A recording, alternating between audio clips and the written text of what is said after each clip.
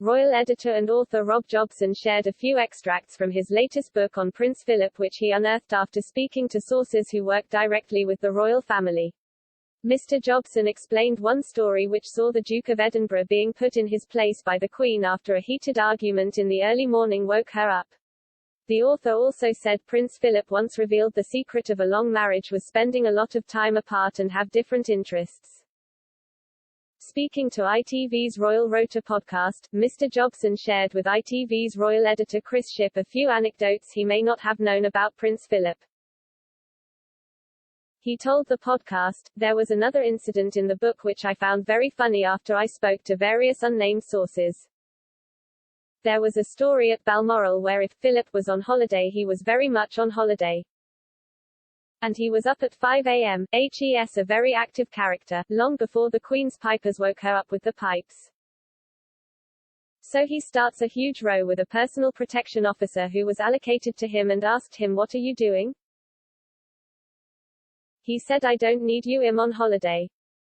Mr. Jobson added the two began to argue over keys which the Royal Marine Protection Officer walked away with. He said Prince Philip erupted into foul-mouth abuse at around 5:30 a.m. Mr. Jobson said, "At which point, Her Majesty opens the window and asks Philip what on earth is the matter. At which point he realizes he has overstepped the mark, and he knew there were limits and when the Queen wasn't very happy she only had to say a couple of words and he knew he overstepped the mark."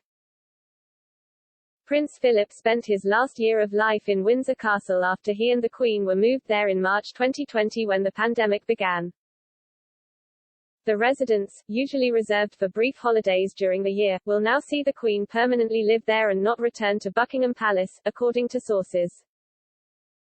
Prince Philip died on April 9 and was buried at St. George Chapel in Windsor on April 17. Only 30 people could attend the service as those working at the event are excluded from the total number allowed.